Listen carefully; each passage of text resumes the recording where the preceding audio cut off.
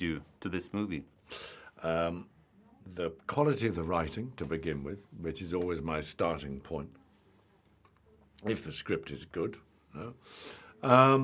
The story, there is an element of fantasy to it, as well as dramatized fiction.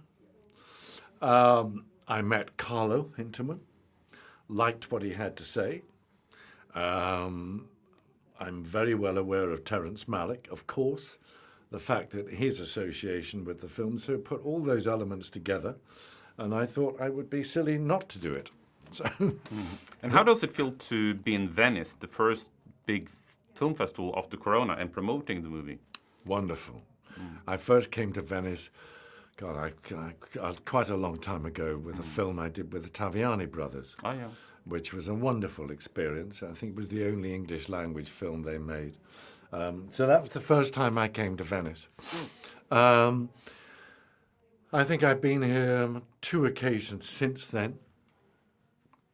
I think it's fantastic that Alberto has decided to, yes, we will have the Venice Film Festival, observing all the protocols that it has been suggested we should observe, and be optimistic.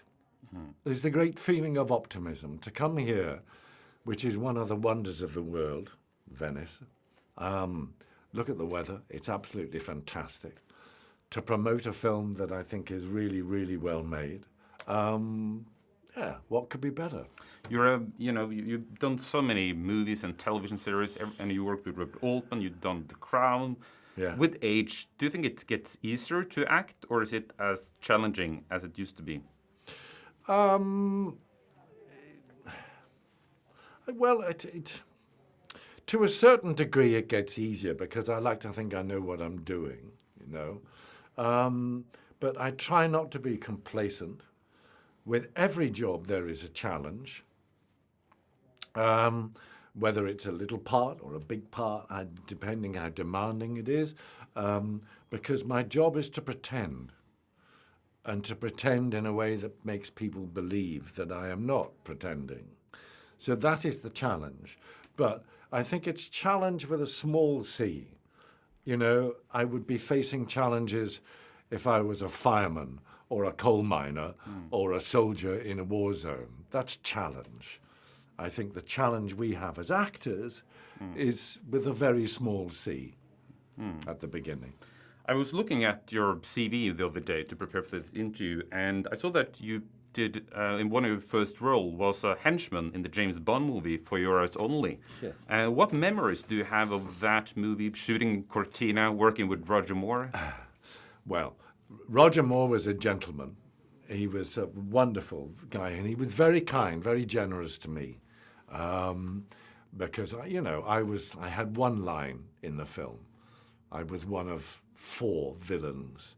My abiding memory is arriving on the set in Corfu in Greece and seeing the whole Bond set laid out, but sitting down at the water's edge underneath an umbrella was Roger Moore and Cubby Broccoli playing backgammon. Wow. And Cubby saying to Roger Moore, "There's another $500 you owe me, Roger." And Roger saying, "Oh, I don't think so, Cubby." That's my memory of arriving on a Bond set. Do you still get asked that questions a lot about that movie? No, not a lot. I mean, there was an opportunity for me to screen test for Bond, which at the time, my agent at the time advised me not to. One, because I might not get it and how would I feel about the rejection. But 2, she said, you would be typecast. Well, I think she was wrong in that regard. But in hindsight, it was probably better because I think I might have messed it up. It was on the strength of my doing a television series called The Jewel in the Crown. I hadn't had nearly enough experience in front of a camera. I would have probably blown it. So, but, I did my little Bond film, and that's it. What more can I say about it? No, exactly. Thank you very much. It's been an honor. Pleasure.